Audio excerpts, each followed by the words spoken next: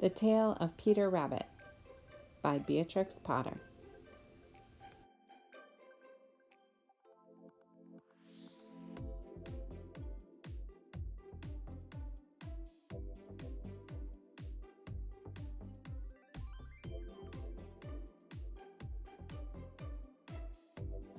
Once upon a time, there were 4 little rabbits, and their names were Flopsy, Mopsy, Cottontail, and Peter. They lived with their mother in a sandbank underneath the root of a very big fir tree.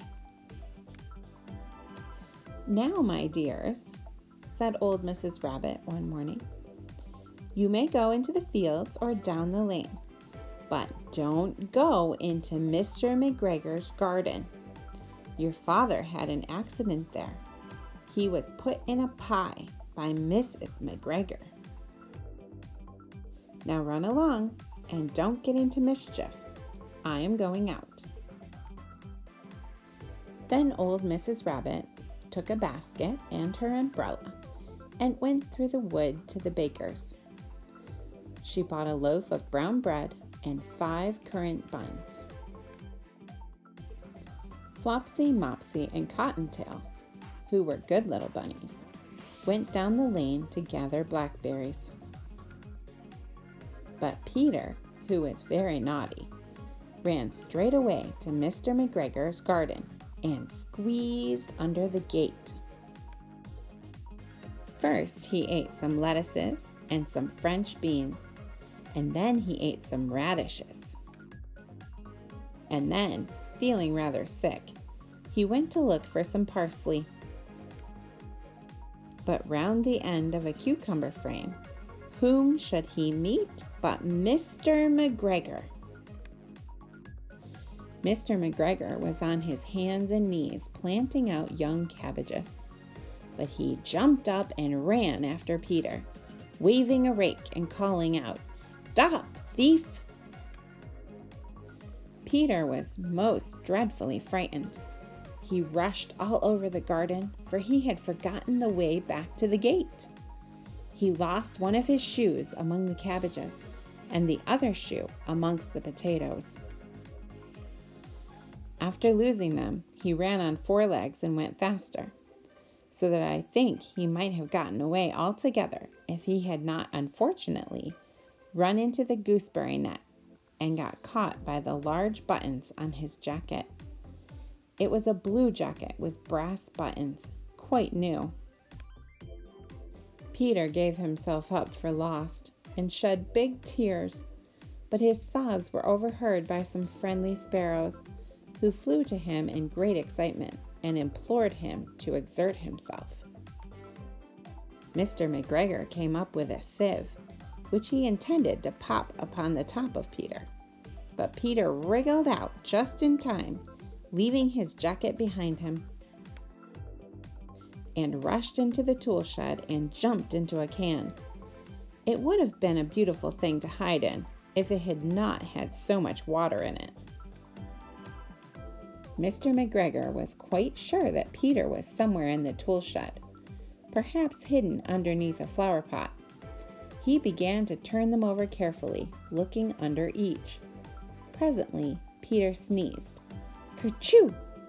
Mr. McGregor was after him in no time, and tried to put his foot upon Peter, who jumped out of a window, upsetting 3 plants.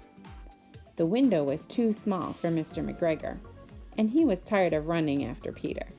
He went back to his work. Peter sat down to rest. He was out of breath and trembling with fright, and he had not the least idea which way to go. Also, he was very damp with sitting in that can. After a time, he began to wander about, going lippity-lippity, not very fast, and looking all around. He found a door in a wall, but it was locked, and there was no room for a fat little rabbit to squeeze underneath. An old mouse was running in and out over the stone doorstep, carrying peas and beans to her family in the wood. Peter asked her the way to the gate, but she had such a large pea in her mouth that she could not answer. She only shook her head at him. Peter began to cry. Then he tried to find his way straight across the garden, but he became more and more puzzled. Presently, he came to a pond where Mr. McGregor filled his water cans.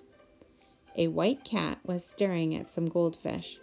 She sat very, very still, but now and then the tip of her tail switched as if it were alive. Peter thought it best to go away without speaking to her. He had heard about cats from his cousin, little Benjamin Bunny. He went back towards the tool shed, but suddenly, quite close to him, he heard the noise of a hoe. Scritch, scratch, scratch, scritch. Peter scuttered underneath the bushes, but presently, as nothing happened, he came out and climbed upon a wheelbarrow and peeped over. The first thing he saw was Mr. McGregor hoeing onions.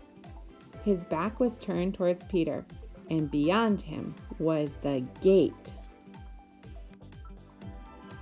Peter got down very quietly off the wheelbarrow and started running as fast as he could go, along a straight walk behind some black currant bushes. Mr. McGregor caught sight of him at the corner, but Peter did not care. He slipped underneath the gate and was safe at last in the wood outside the garden. Mr. McGregor hung up the little jacket and the shoes for a scarecrow to frighten the blackbirds. Peter never stopped running or looked behind him till he got home to the big fir tree. He was so tired that he flopped down upon the nice soft sand on the floor of the rabbit hole and shut his eyes. His mother was busy cooking. She wondered what he had done with his clothes. It was the second little jacket and pair of shoes that Peter had lost in a fortnight. I am sorry to say that Peter was not very well during the evening. His mother put him to bed and made some chamomile tea, and she gave a dose of it to Peter. 1 tablespoonful to be taken at bedtime. But Flopsy, Mopsy, and Cottontail had bread and milk and blackberries for supper. The end. If you enjoyed this read aloud and would like to hear more, please don't forget to subscribe.